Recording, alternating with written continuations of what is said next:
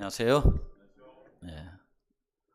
2월 달부터 이제 둘째 주잖아요. 세월이 참 많이 빠른 것 같습니다. 예. 장춘희 집사님, 일로 한번 나오세요. 일로 한번 나오세요.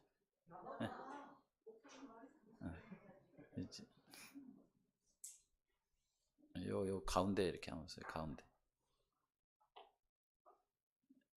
여기. 저쪽 보고. 인사 한번 하십시오. 네.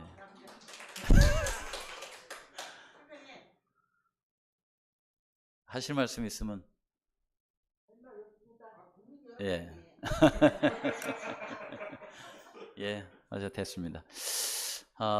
우리 따님이 이제 여기서 어머니하고 한 달 정도 이렇게 지내시다가 가시면서 이제 부산에 살죠? 예, 부산에서 이제 우리 교회를 다니고 싶다 이제 이렇게 했어요. 근데 아직 코로나 때문에 발걸음은 옮기지 못하고 집에서 지금 성산교회 예배를 유튜브로 이렇게 보고 있다고 합니다.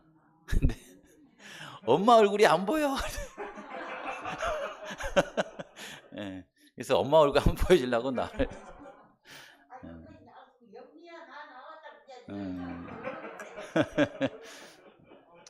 이렇게 해서 이제 한번 웃고요.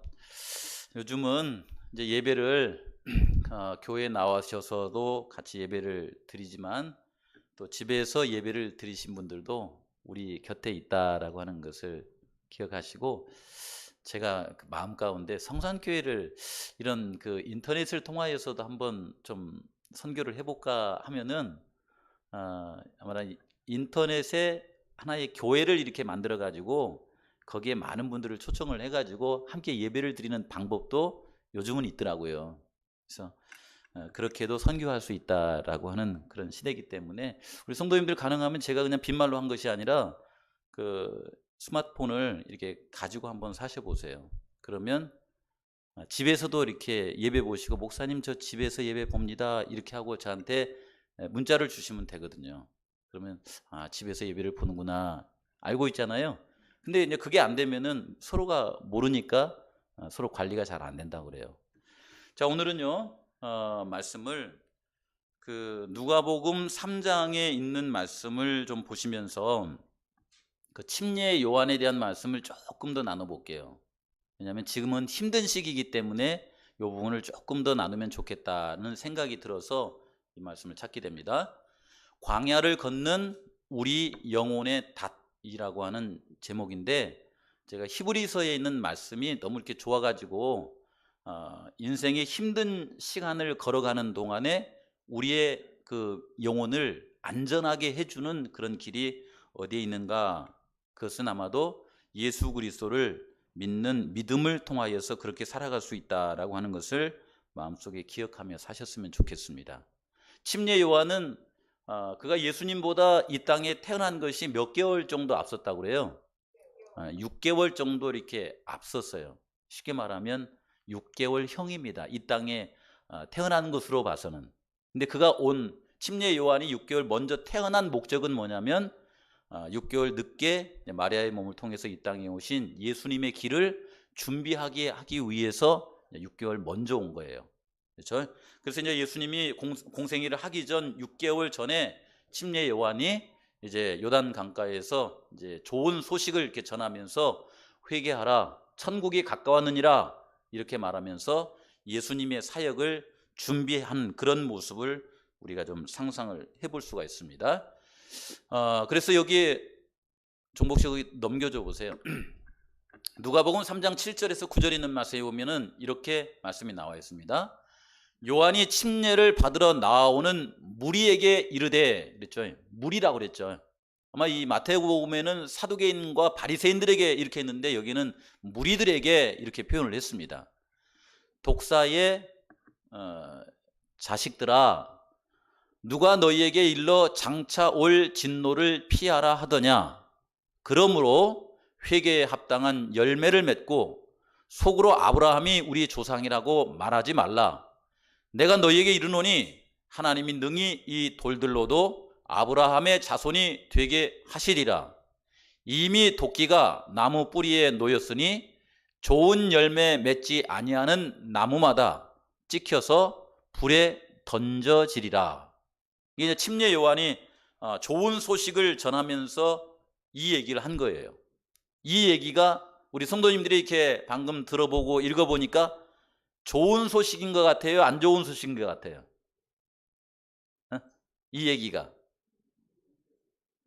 여기 누가복음 3장 말미에 보면은 침례 요한이 이렇게 좋은 소식을 전하다가 이 좋은 소식을 안 좋게 전해받은 헤롯은 침례 요한을 옥에 가두었고 결국은 침례 요한을 이제 그 참수형을 시키는 그런 일을 했다고 나와요. 이렇게 나오는데 침례 요한의 말이 이렇게 복음이 이렇게 말씀 전하는 이 말씀이 좋지 않아서 그런 것이 아니라 받아들이는 그 사람의 문제 때문에 침례 요한을 죽게 만들었다 이렇게 합니다. 근데 다시 한번 물어볼게요.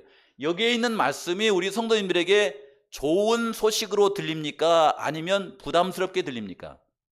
좀 쉽게 말하면 안 좋게 들립니까? 안 좋게 들립니까? 안 좋게 들려요?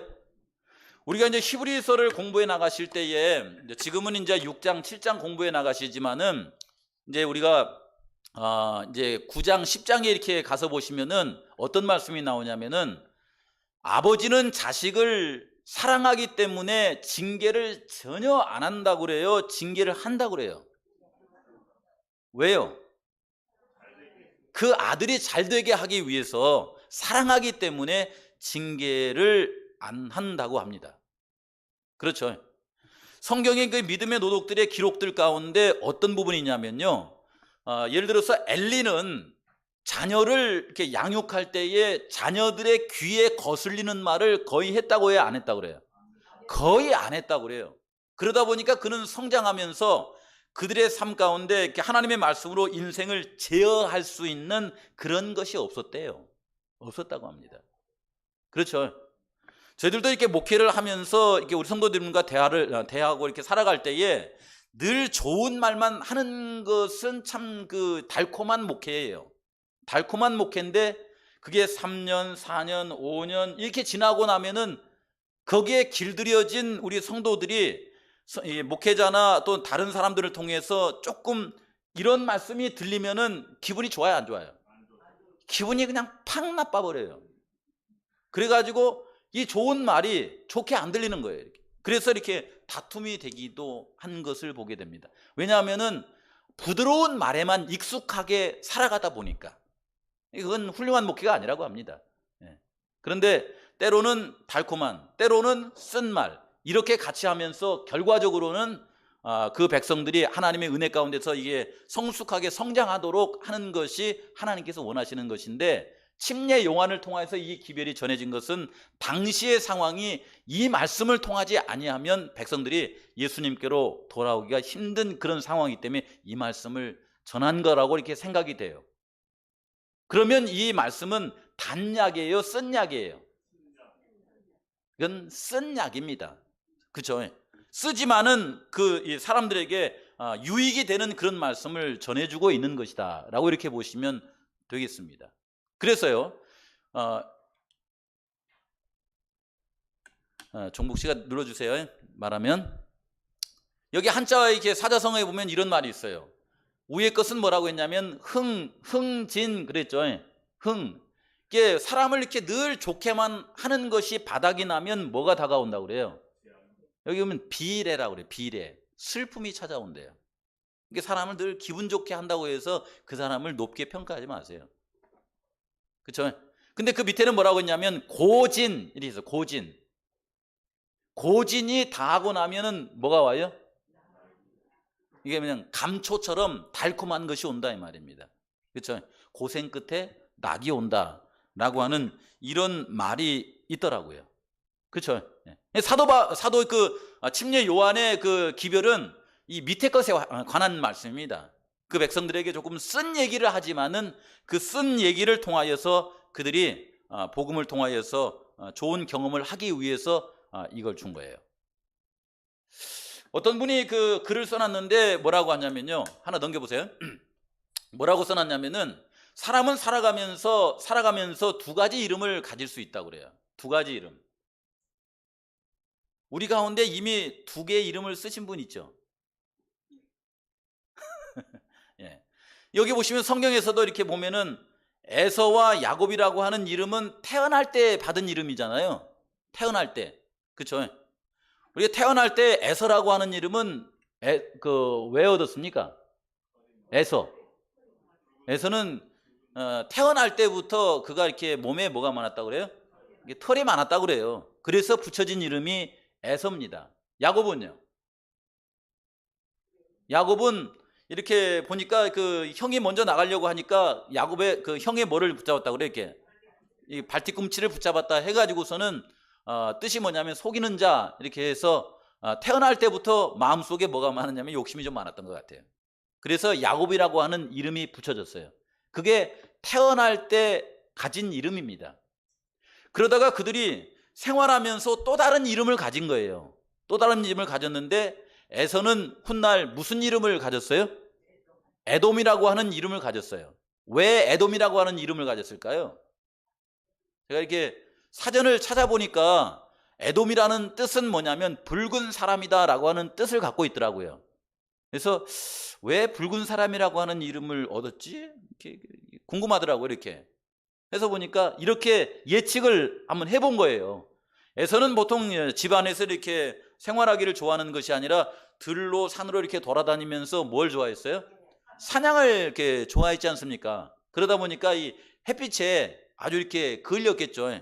그러다 보니까 이 사람은 흑인이 아니고 중동 그쪽 사람이니까 얼굴이 좀 빨가져서 그랬을까? 그래서 에돔이라는 이름이 붙었을까? 그게 아니면 그 에서는 이렇게 그 사냥을 좋아하기 때문에 고기를 보면은 뭐가 생각이 나요? 고기 한 점 쫙 먹으면 뭐가 생각이 나요? 그 목을 이렇게 시원하게 할 수 있는 술.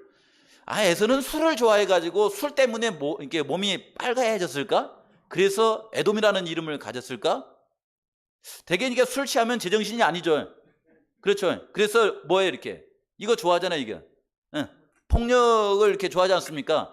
그래서 에서는 술 마시고 이렇게 싸움을 좋아해가지고 피를 많이 흘리다 보니까 에돔이 됐을까? 그건 또 아니더라고요, 찾아보니까. 근데 에서가 이렇게 사는 지역이 어디였었냐면은 그 이스라엘 땅에서 좀 뭐 이렇게 어느 쪽입니까? 북쪽입니까? 남쪽입니까? 남쪽이죠. 그 세일산 그 지역이 있다고 그래, 이렇게. 그 말하자면 소돔과 고모라 사이에 있는 그 사해 바다에서 이 남쪽 쪽이 이제 그 세일산 쪽인데 그 세일산이 햇빛이 이렇게 쫙 비치면은 거기 땅이 붉게 보인대요. 그래서 붉은 땅에 사는 사람 이렇게 해서 이 사람이 에돔이라고 하는 이름이 붙여졌을까? 라고 하는 생각도 이렇게 들더라고요. 어쨌든 에서는 후에 그에게 붙여진 이름이 에돔이라고 하는 이름이 붙여졌어요. 근데 야곱은 살아가면서 그는 꽤 욕심이 많았지만은 늘 아버지의 그 어떤 영적인 가르침에 귀를 기울이기를 좋아했고 어머니 리브가와 함께 이 집안에 거주하면서 농사를 짓고 하나님께 제사를 드리는 그리고 아브라함과 그다음에 이삭과 또 이제 그 전해지는 영적인 장자권 있잖아요. 이것을 늘 마음 가운데 소원했어요. 우리 성도님들이 이렇게 신앙하시면서 보면은 제7일 안식일 예수 재림교인들은 이 마지막 시대의 남은 자손입니다. 그러면 기분 좋아요, 안 좋아요? 기분 좋아요? 남은 자손의 관심은 뭐가 관심이에요, 이게? 돈 많이 버는 거 관심이에요? 예쁜 여자 만나가지고 결혼하는 거 관심이에요? 노후에 안전하게 사는 거 관심이에요? 그들의 관심은 어디에 있냐면 예수의 믿음과 하나님의 계명을 지키면서 예수님의 재림의 때에 하나님이 약속으로 주시겠다고 하는 영원한 나라를 받는 것을 소원하고 살아가잖아요. 그렇죠. 이 사람들이 남은 자손이지 않습니까? 그래서 당신은 남은 자손입니다. 그러면 기분이 좋아요, 안 좋아요? 그 말은 뭐냐면 나의 관심은 세상에 있지 않고 하나님의 말씀과 예수님의 재림을 통하여서 우리에게 주어지는 영원한 하늘에 있습니다 라고 하는 걸 말하는 거거든요. 그것이.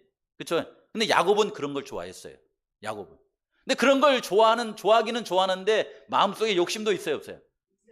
욕심도 있어요. 그리고 욕심을 채우기 위해서는 남을 속이기도 해요, 안 해요? 남을 속이기도 이렇게 합니다. 아버지도 속였지만 누구도 속였어요? 그 형도 속이고 또 누구도 속였어요? 외삼촌 라반도 이렇게 속였잖아요, 이렇게요. 그렇죠? 그럼에도 불구하고 야곱은 늘 어디를 생각했냐면 아버지가 살고 있는 하나님이 유업으로 주실 가나안에 대한 땅에 대한 관심이 늘 많았어요. 그래서 이제 20년 동안 라반의 집에서 살다가 이제 그 식구들을 데리고서 형이 살고 있는 그 아버지가 살고 있는 그곳을 향해서 올라가면서 이제 그 야복 강가에서 씨름을 하면서 얻어진 이름이 무슨 이름이에요? 그게 이스라엘이에요, 이스라엘. 그 이스라엘이라는 이름은 뭐냐면 하나님께 이렇게 꽉 매달려 가지고서는 하나님 저를 축복해 주시지 않으면 절대로 놓지 않겠습니다, 이렇게 했잖아요. 그렇죠? 근데 우리가 보통 이 신앙하면서 살아갈 때에 내가 붙잡는 힘이 강합니까? 하나님이 나를 붙잡는 힘이 더 강합니까? 하나님이 우리를 떼어내려고 마음만 먹으면 얼마든지 떼낼 수 있어요, 없어요? 얼마든지 떼어내잖아요. 그렇죠? 저 어릴 때 보면은 저희 어머니가 이제 시장에 가면서 이제 저희들이 어렸을 때 오남매가 막 해가지고서는 저희 누나는 연년생이고 그다음에 동생 2살 차이고 애들이 막 하면서 엄마가 시장에 가면은 엄마 나도 가고 싶어 이렇게 하잖아요, 이렇게. 그러면은 엄마가 이렇게 시장에 가면서 이게 우리가 이제 그러면 치맛자락을 이렇게 잡으면 어떻게 해요? 엄마의 힘으로 얼마든지 우리를 떼낼 수 있어요, 없어요? 얼마든지 떼놓습니다. 뭐 이렇게 예를 들어서 뭐 사탕 사다 줄게 이렇게 말을 해서 떼놓을 수도 있고 그냥 떼놓을 수도 있고. 근데 이상하게 야곱이 야복강가에서 씨름할 때는 그 이 언약의 천사 예수님께서 그 밤새도록 씨름하는데 그 예수님이 야곱을 떼어낼 수도 있는데 안 떼어내나요. 그래서 가만히 보면은 야곱이 언약의 천사를 붙잡은 거야, 언약의 천사가 야곱을 붙잡은 거야. 혼동되죠? 네, 한번 넘겨보세요. 거기 보시면은 그 야곱이 그 언약의 천사를 이렇게 매달리다라고 하는 그 뜻이 보니까 그 동사가 그 자동사가 아니고 이게 피동사로 나왔다고 그러더라고요. 그 말은 뭐냐면 야곱은 그날 저녁에 야곱이 스스로 붙잡은 것이 아니라 언약의 천사에 의해서 매달렸다는 표현이 맞답니다. 그게 언약의 천사가 야곱을 안 놔준 거예요. 언제까지요? 언제까지? 저의 죄를 용서해 줄 때까지는, 말하자면 야곱이 죄를 용서받을 때까지는 안 놔준다 그 말이에요. 여러분, 예수님께서 우리를 위해서 이게 중보기도 하실 때에 그저 우리가 아쉬워가지고 예수님 붙잡고 용서해 주세요 용서해 주세요 해가지고서는 용서 안 해주면 그냥 나 갈랍니다 이렇게 하는 것이 아니라 중보자이신 예수님께서 우리 성도님들을 예수님을 붙들고 기도할 때에 우리의 죄가 용서될 때까지 그분이 우리를 붙잡고 있는 것도 사실이라는 거예요, 이게. 그렇죠? 그러면 안심이 되죠. 그렇죠? 그래서 얻은 이름이 뭐냐면은 이스라엘이라고 하는 이름인데, 이스라엘이라고 하는 이름의 뜻이 뭐냐면 하나님과 겨루어서 어떻게 됐다? 근데 어떻게 하나님하고 겨루어서 이깁니까?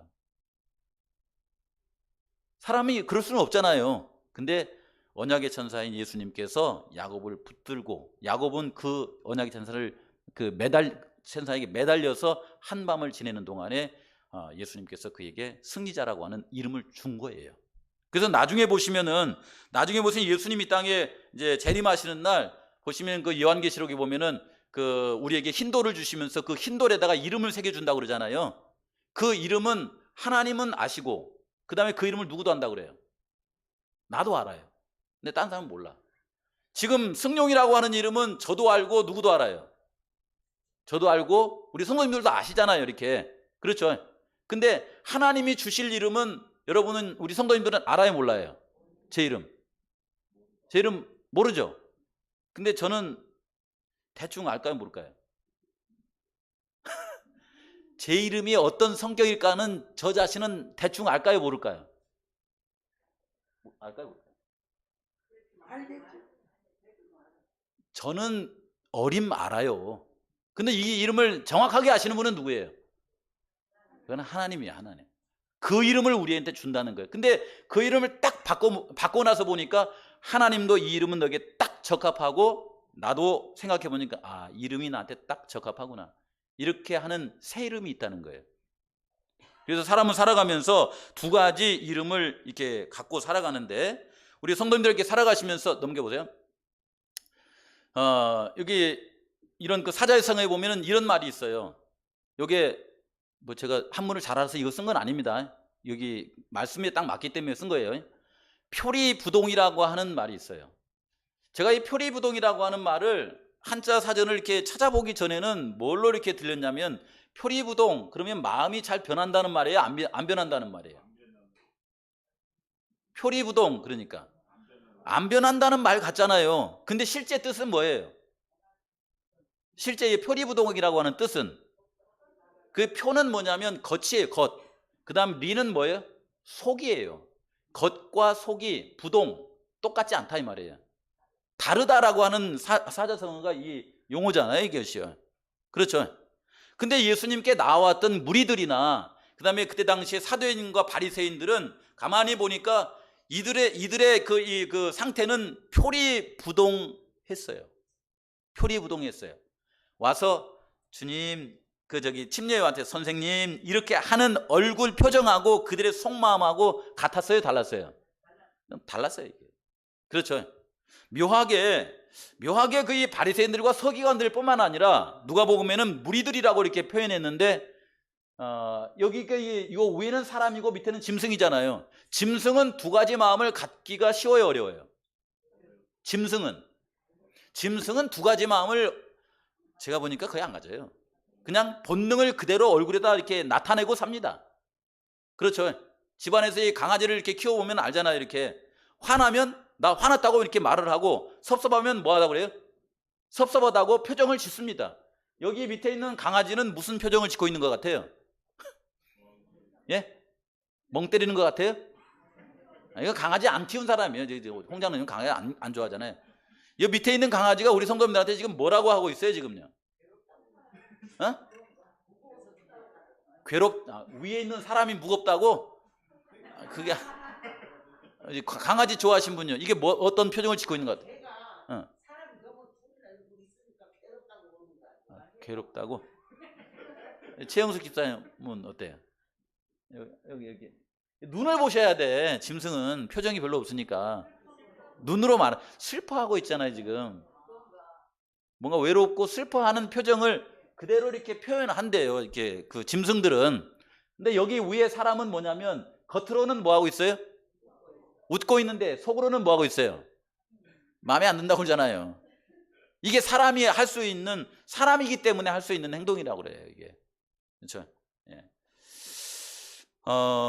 그래서 바리새인들과 서기관들은 당시에 예수님과 성령의 은혜를 경험한 적이 없어요. 그러니까 예수님을 통해서 죄사함을 받아본 경험이나 성령의 이렇게 마음을 새롭게 하는 그런 경험이 없습니다. 경험이 없으니까 그럼에도 불구하고 종교 지도자들이기 때문에 어떻게 하고 살아가야 돼요? 이렇게 하고 살아가야 돼요. 이렇게 하고. 그래서 시대소망에는 뭐라고 표현했냐면은, 우리 중에 있는 어떤 선행 때문에 하나님의 은총을 받는다고 하는 생각을 가지는 거예요. 그러니까 작은 선행 때문에 내가 참 착한 사람이다 라고 이렇게 생각은 가지고 살아가는데, 마음속에 예수님을 만나거나 성령의 새롭게 하는 은혜를 받아본 적은 없어요. 그래서 종교 지도자이기 때문에 늘 이제 설교할 때나 가르칠 때나 교회 다닐 때는 어떻게 보여야 돼요? 이렇게 착하게 보여야 되잖아요. 의롭게 보여야 되잖아요. 그렇죠? 근데 속에는 그런 경험이 없어. 우리는 죄인이라고 그러잖아요, 이렇게. 그런 경험이 없기 때문에 겉으로는 이렇게 표정을 짓는 거예요. 교회 와서 사랑하는 성도님 안녕하십니까? 이렇게 하면 난 아무 일도 없습니다. 이렇게 하는데 속은 뭐 하고 있어요? 속은 지금 막 좀 안 좋아, 불편해, 막 이렇게 그런 게 있단 말이에요. 예? 그리고 하나님한테 기도할 때도 뭐라고 하냐면, 하나님 제가 11금을 드렸고 그 다음에 안식일날 늘 교회 나갔고 그래 저는 아무 문제 없습니다 이렇게 하면서 기도를 하는데, 집에 돌아가가지고 뭐라 그래요? 좀 이제 말하자면 자기의 인격을 보여도 괜찮은 사람한테는 집에 가고 뭐라고 합니까? 아휴 나 죽겠네, 아유 힘들어 죽겠다고 이렇게 표현을 하는 거예요, 이렇게. 그렇죠? 근데 이게 이렇게 표현하는 게 좋지만은 때로는 어떻게 하냐면은 이 속에 있는 것을 표출하기 위해서 때로는 상대방을 정죄하기도 하고, 그 다음에 그것이 어떤 폭력성으로 이렇게 나타나기도 하고 그렇답니다. 그래서 시대소망이 뭐라고 표현했냐면, 이런 마음, 어떤 선행 때문에 하나님의 은총을 받는다는 생각을 가지고 있는 사람들은 우월감이나 열등감 가운데 빠져서 자아 만족을 증가시키고 우리의 마음을 불신과 죄로 굳어지게 하는데 사용하면서 교만심과 이기심의 늪에 빠져서 잔인성과 폭력성에 노출되어서 침례 요한이 말한 것처럼 독사의 자식들아 라고 말한 그런 말을 듣는 거예요. 이해됐죠? 여기 침례 요한이 그냥 독사의 자식들이라고 이렇게 말한 것이 아니에요. 이들이 이런 모습으로 사니까 그들을 치료하기 위해서 너희들의 근본은 이런 건데 왜 이게 치라고 다니냐, 하나님한테 회개하고 돌아오라 라고 하는 그 얘기를 침례 요한이 지금 하고 있는 것입니다. 그래서 또 넘겨보세요. 침례 요한이 이제 예수님 앞에 나와서 외친 것이 뭐냐면 회개하라 천국이 가까웠느니라 이렇게 말하는 거예요. 이 말씀을 만약에 그 사두개인이나 바리새인들이 말하자면 겉과 속이 다른 사람들이 이 말씀을 전했으면 회개하라 이것들아 천국이 가까웠느니라 하면서 뭐라고 할까요? 뭐라고 하겠어요? 속으로는 뭐라고 하겠어요? 뭐라고 하냐면 나한테 좀 잘해줄 수 없냐? 양복도 안 사주냐? 이렇게 내 차가 지금 이게 고장난 건 모르냐? 이렇게 하면서 이런 걸 통해서 어떤 자기의 이기심과 어떤 교만심을 채우려는 그런 말로 한다는 겁니다. 이 말을. 근데 침례 요한은 그가 하나님을 만난 사람이잖아요. 예수님을 만난 사람이기 때문에 회개하라 천국이 가까웠느니라 라고 하는 이 말씀은 이제 너희들 곁에 하나님께서 예수님께서 가까이 오셨기 때문에 너희들의 이 독사의 자식과 같은 그런 마음을 가진 너희들의 마음을 치료할 수 있는 분이 가까이 왔다. 그러니까 그분한테 돌아가 가지고 말하자면은 회개에 합당한 열매를 맺는 사람이 되라. 이렇게 복음을 전하고 있는 거예요. 좀 다르게 들리죠? 그래서 예수님께서 이제 이런 말씀을 드릴 때에 그 침례 요한이 이런 말씀을 이렇게 증거할 때에 흔히 이런 말씀에 대한 표현이 한 두 군데 있더라고요. 그런데 그 얘기를 들었을 때에 들었던 그 무리들은 뭐라고 이렇게 표현하냐면 어떻게 하면 좋겠습니까? 라고 표현하지만은 넘겨보시면은 사도행전에는 베드로가 복음을 전하니까 베드로의 복음을 전해 듣고서 어떤 반응이 나오냐면 우리가 어떻게 했으면 좋겠느냐 이렇게 하니까 베드로가 이 얘기를 해준 거예요. 예수님의 이름으로 침례를 받고 뭘 받으라? 성령의 죄사함을 받고 그리하면 성령의 선물을 너희가 받으리라 이 얘기를 해준 거예요. 그렇죠? 물의 침례와 무슨 침례를 얘기해 준 거예요? 성령의 침례를 얘기해 준 겁니다. 얘가 물의 침례와 성령의 침례를 통하여서 사람들이 거듭난다고 그러잖아요. 예수님이 니고데모에게 한 것처럼 물과 성령으로 거듭나야만 하나님의 자녀가 될 수 있고 하나님의 나라의 백성이 될 수 있다, 하나님의 나라에 들어갈 수 있다 하신 이 말씀을 이제 베드로가 이렇게 해준 겁니다. 이 말은 어떤 사람을 제한해서 준 말이 아니라 모든 사람을 위해서 준 말이다 이렇게 했는데 여기 침례 요한도 이런 베드로처럼 우리에게 무슨 말씀을 주냐면 넘겨보세요. 여기에 우리에게 이렇게 말씀하신 거예요. 어떻게 하면 좋겠습니까? 라고 하는 말을 이렇게 해준 거예요. 이렇게. 그쵸?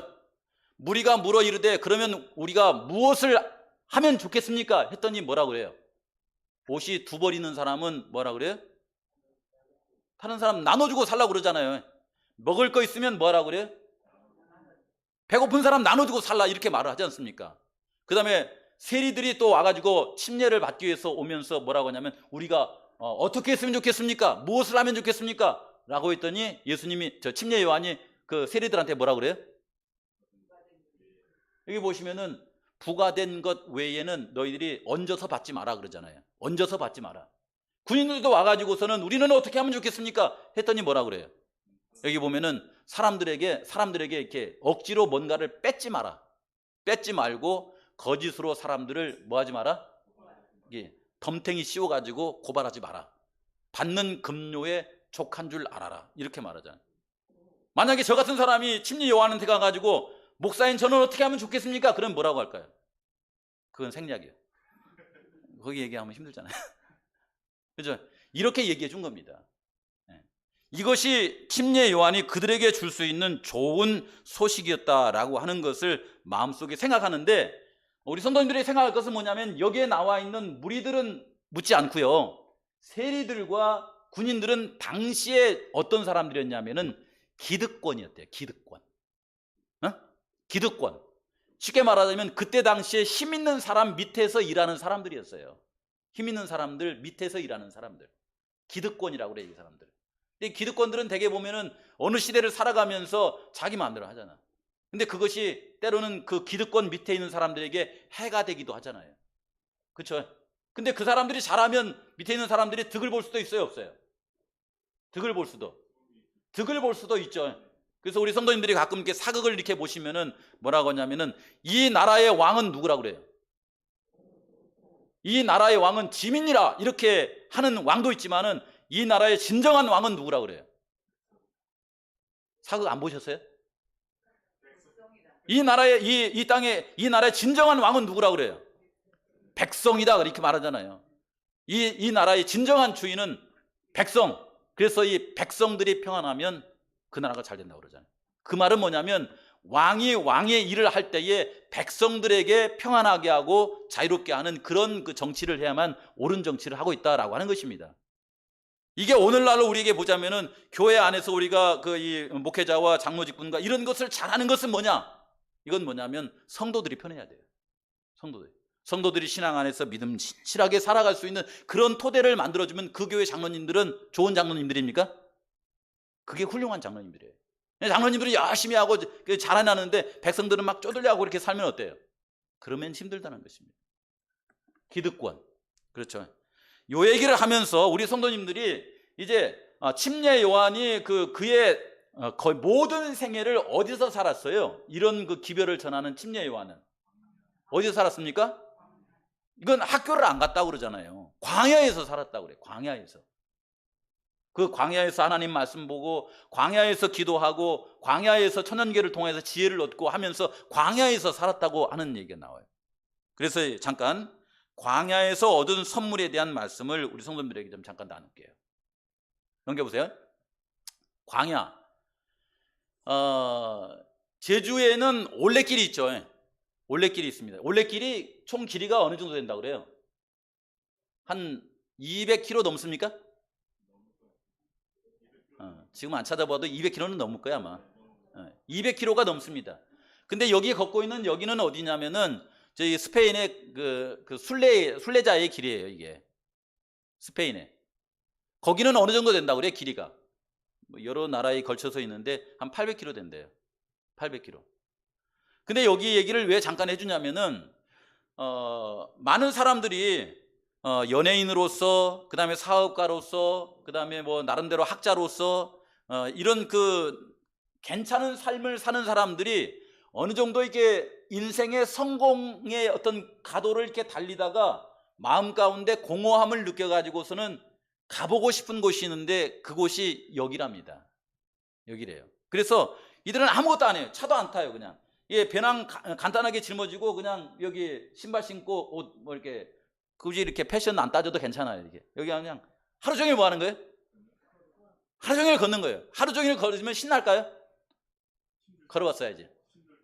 하루 종일 걸으면 신날까요? 그 다음날 오늘 7시간 걸었는데 그 다음날 또 7시간 걸으면은 막 즐거울까요? 3일째 또 걸으면은 막 이제 막 하늘이 날아갈 것 같을까요? 이게 걷는 것이 그렇답니다. 처음에 갔을 때는 기대감 갖고 걸어요. 갔는데 한 3시간 넘어가면 이제 다리가 아파요. 그다음에 이게 언제 끝나나 하고서는 이제 해가지고 이게 이제 그 숙소에 들어가요.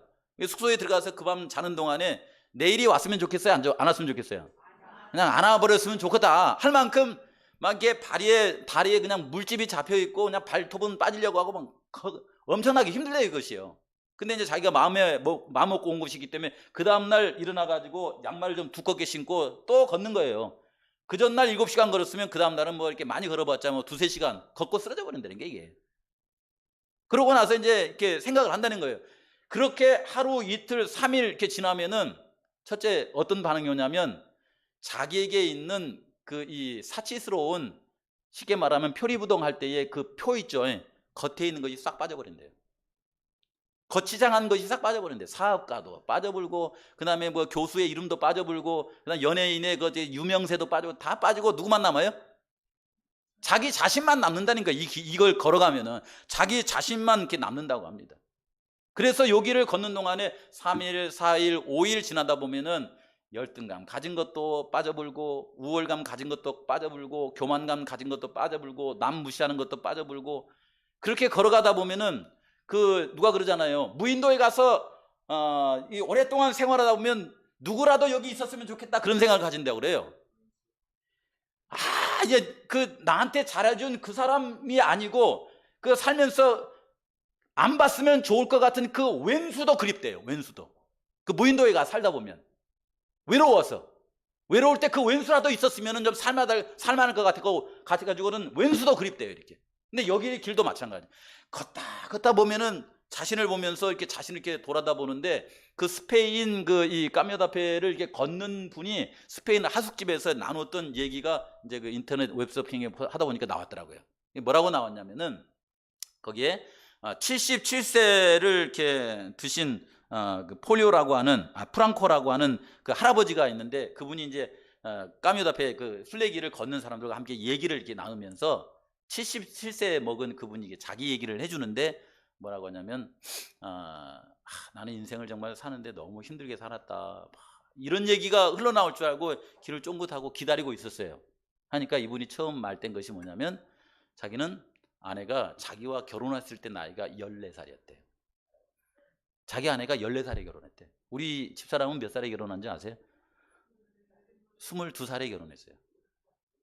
이게 14살에 결혼을 했는데 77살인데 10년 전에 아내가 먼저 암으로 죽었대요. 인생이 힘들었겠죠. 그렇죠. 네. 아내를 잃어버리고 나서 이 사람이 이제 이 길을 걷기 시작한 거예요. 길을 걸으면서 인생이란 뭘까 하고 이렇게 한 겁니다. 근데 아내를 잃고 나서 한 6년 정도 지났는데 아내에게 걸렸던 그 암이 자기에게도 찾아왔대요. 자기한테. 그러니까 아내는 암으로 잃었고 자기도 역시 암이 걸린 거예요. 이게. 인생에 많은 걸 잃어버렸잖아요. 이렇게. 그리고 이제 4년 지나가지고 한 10년 흐른 77살의 나이에 사람들과 모여가지고서는 이제 자기 인생에 대해서 얘기를 하는 거예요. 그러면 입에서 불평이 나올 것 같아요? 아니면 뭔가 감사의 말이 나올 것 같아요? 그럴 것 같아요? 우리 성도님들은 대단히 좋으신 분들 같아요. 사실은 이게 인생을 겉핥기로 살면은 아내도 잃어버리고 그다음 자기도 암에 걸렸고 가진 게 없잖아요. 그러니까 얼마나 억울하고 그다음에 힘들겠어요.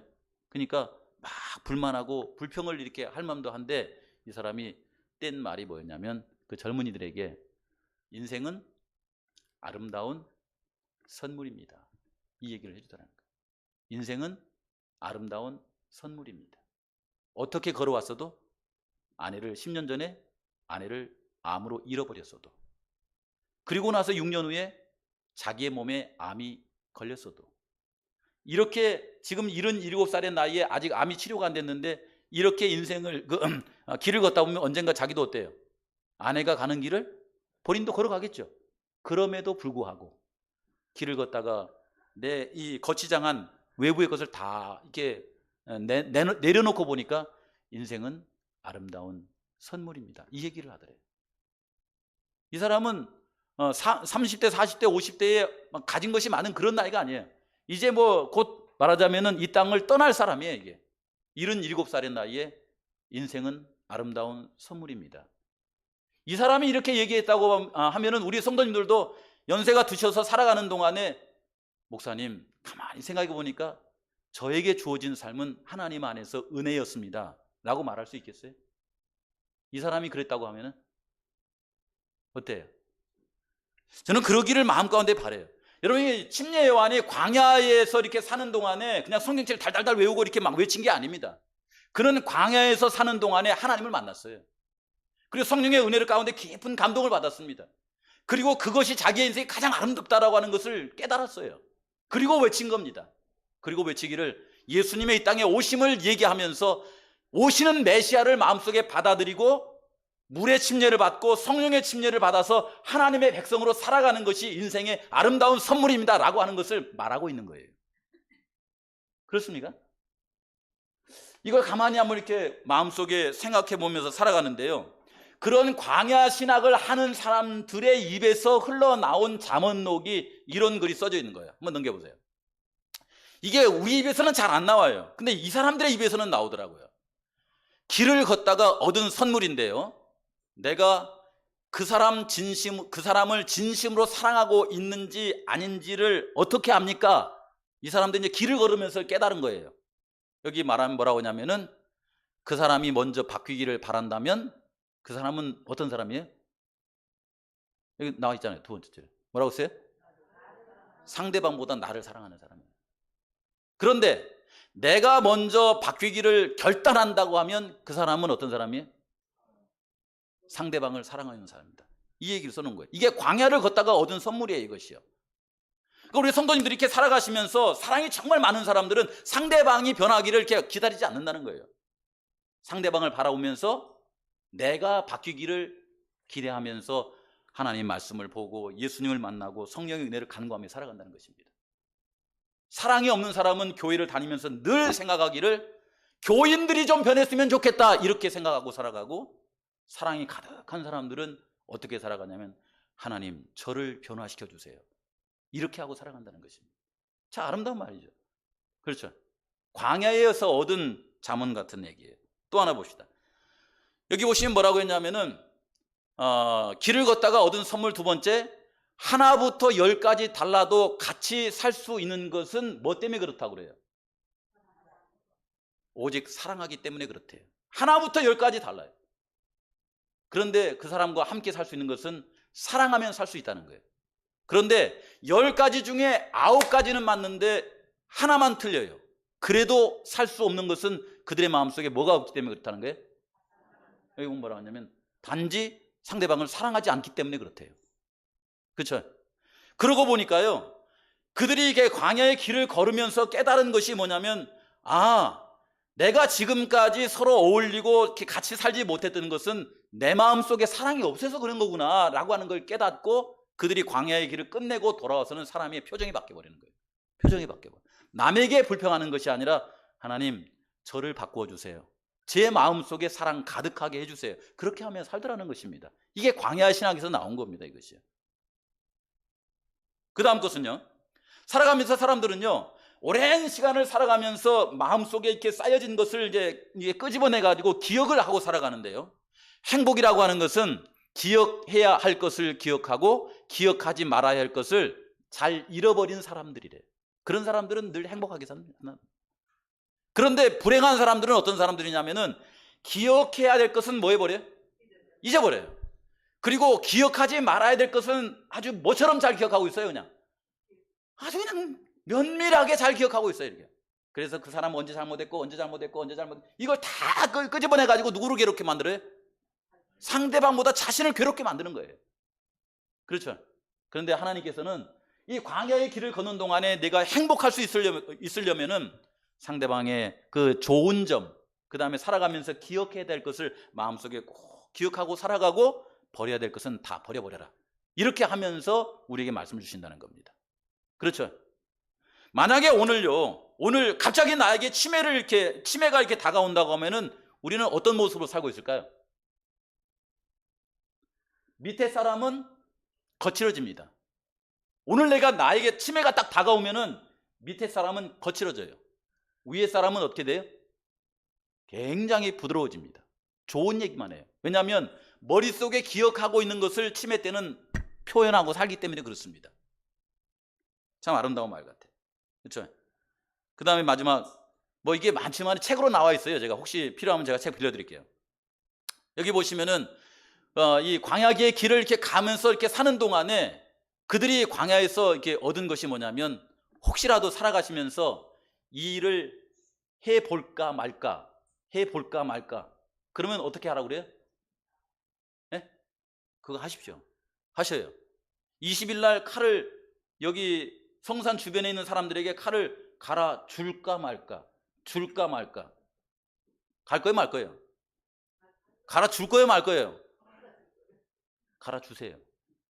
코로나가 나를 막아가지고 정 못하게 할 때는 할 수 없지만은 이걸 갈아 줘야 돼 말아야 돼, 그럴 때는 갈아 주세요. 이 얘기를 하고 있는 것입니다. 예, 예. 그 다음에 그 사람을 도와줄까 말까 할 때는 뭐 해버리세요? 제가 이걸 읽으면서 또 저거 가까이 사는 아내한테도 도움이 되게 하기 위해서 이렇게 적용을 해봅니다. 설거지를 해 줄까 말까, 줄까 말까 할 때는 뭐 해버리라? 해줘 버리라. 이런 거예요, 이런 거. 쉽게 적용하자면요. 그렇죠? 살아가시다가요, 기도하는 동안에 성령께서 내 마음에 감동을 하셔가지고 상대방을 사랑할까, 용서해 줄까, 화해할까, 자꾸 왔다리 갔다리 하면 뭐 해버려라? 뭐 해버려라?